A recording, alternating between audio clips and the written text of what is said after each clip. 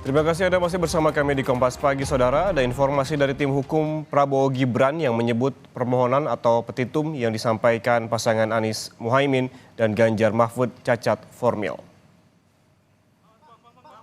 Anggota tim hukum Prabowo Gibran, Otto Hasibuan, menjelaskan permohonan pasangan 01 dan 03 untuk melakukan pemilihan digelar ulang serta mendiskualifikasi pasangan Prabowo Gibran mestinya diselesaikan di Bawaslu dan bukan wewenang Mahkamah Konstitusi.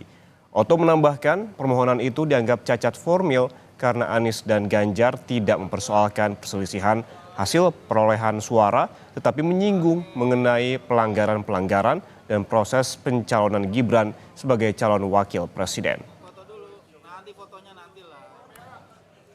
Yang pakai topi apa, woi? Dalam permohonan yang diajukan oleh pihak 01, 03 ini, semuanya isinya tidak ada mengenai tentang mana yang benar dari perhitungan mereka dan mana yang salah. Jumlah mana yang menurut mereka yang mereka peroleh dan tidak gitu ya. Sehingga ini tidak sesuai dengan undang-undang dan peraturan hukum acara yang sudah diatur di dalam MK dan oleh PMK. Nah, karena tidak sesuai dengan hukum acara, maka ini sudah cacat prosedural, cacat formil.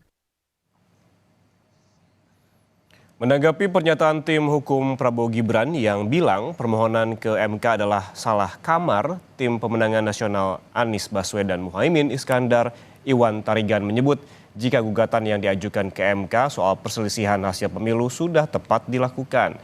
Iwan bahkan bilang jika tim kuasa hukum Prabowo Gibran akan menangisi kekalahannya di sidang MK.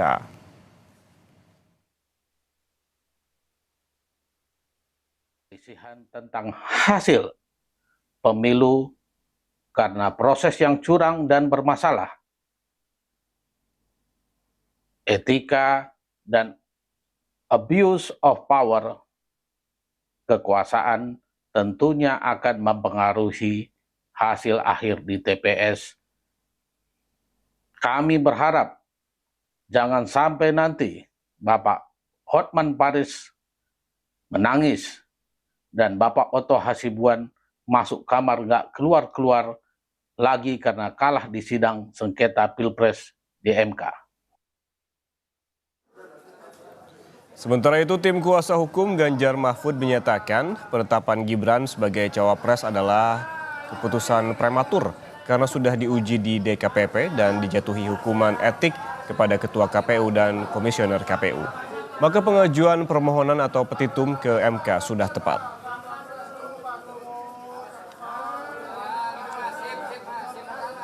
Saudara Gibran, ini adalah putusan yang prematur. Kenapa saya bisa bilang prematur? Karena penetapan cawapres saudara Gibran ini sudah pernah disampaikan oleh beberapa kelompok dan sudah pernah diuji di DKPP. Maka keluar putusan yang dari DKPP menjatuhi hukuman etik kepada Ketua KPU dan komisionernya.